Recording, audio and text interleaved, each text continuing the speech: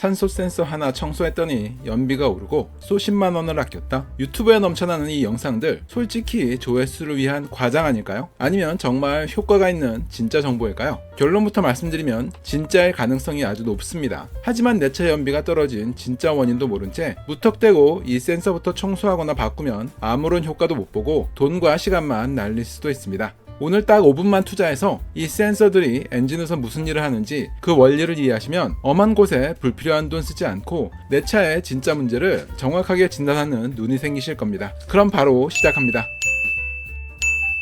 여기는 구내식당입니다. 직원들이 식사를 하는 곳이죠. 식당 입구가 있고 출구가 있습니다. 음식을 만드는 곳이 있고 매니저가 있습니다. 이 식당은 매 끼니마다 즉시 식사를 배급할 수 있지만 끼니마다 한 번 정해진 양을 바꿀 수는 없습니다. 입구로 직원들이 들어오고 있습니다. 매니저는 미리 준비한 식사를 배급합니다. 그런데 문제가 있습니다. 식사를 얼마나 배급해야 하는지 알 수 없었다는 겁니다. 그래서 입구에 개찰구를 설치해서 입장하는 직원 수를 카운트합니다. 만약 100명이 들어오면 100인분을 즉각 준비해서 배급합니다. 아무런 문제가 없어 보이죠? 그런데 문제가 생겼습니다. 어떤 때는 식사가 남고 어떤 때는 식사가 모자라서 밥을 못 먹는 직원들이 생기기 시작한 겁니다. 낭비되는 식사도 없애고 밥을 굶는 직원도 없어야 했기에 매니저는 출구에 잔반 검사관을 배치해서 직원들의 식사 상태를 확인하기로 합니다. 분명 입구에서 100명이 들어와서 100인분을 준비했는데 나중에 음식을 확인해 보니 음식이 잔뜩 남아서 버려지고 있었습니다. 입구 개찰구가 오작동을 했거나 다이어트 중인 직원들이 많았던 거죠. 매니저는 버려지는 양만큼 다음날 식사량을 줄여서 공급합니다. 반대로 어떤 날은 출구로 나오는 직원들이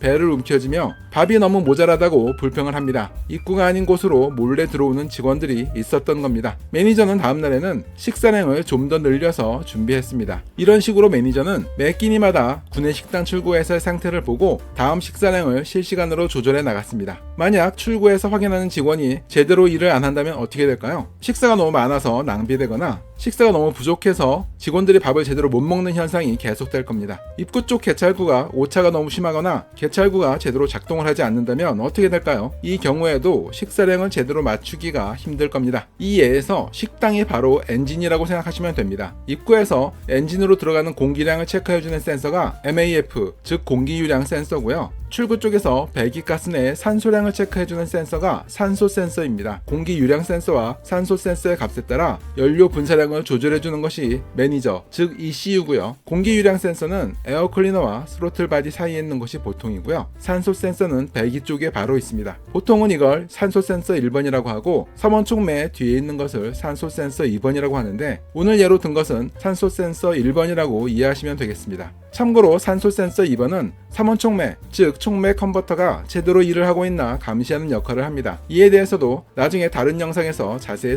설명드리겠습니다. 위 예에서 보신 것처럼 공기 유량 센서나 산소 센서 중 어느 하나만 제대로 작동을 하지 않아도 음식이 낭비되는 것처럼 연료가 낭비되는 현상, 즉 연비가 나빠지거나 배고픈 직원들이 생기는 것처럼 출력도 나빠질 수 있는 겁니다. 그래서 연비나 출력 쪽에 문제가 생기면 가장 먼저 확인하는 센서가 바로 공기 유량 센서와 산소 센서죠. 정비소에서는 일반적으로 교체를 하는 경우가 많고요. 자가 정비를 하시는 분들 중에서는 일단 청소를 해본 후에 그래도 증상이 개선되지 않으면 교체를 하시는 편입니다. 공기 유량 센서나 산소 센서는 아주 민감한 부품이기 때문에 가능하면 전용 클리너를 사용하시는 게 좋습니다. 인터넷에서 전용 클리너를 쉽게 찾으실 수가 있습니다. 참고로 절대로 WD-40 같이 유분기가 있는 것을 사용하시면 안 됩니다. 공기 유량 센서의 핫와이어나 산소 센서의 센싱 소자에 유막이 생기면 센서가 완전히 고장나 버릴 수가 있거든요. 공기 유량 센서와 산소 센서 그리고 ECU가 서로 정보를 주고받으면서 연료 분사량을 조절해주는 것을 클로즈드 루프 상태라고 합니다. 일반적인 정속 주행 상태에서는 이 상태가 유지되어야지 정상이죠. 다만 처음 냉간 시동 시나 풀악셀 같은 경우에는 연료를 충분히 뿌려주면서 엔진을 데우거나 출력을 마구 올려줘야 되기 때문에 센서 값과는 별개로 미리 세팅된 값에 따라서 연료를 뿌려주는데 이를 오픈 루프 상태라고 합니다. 이런 클로즈드 루프,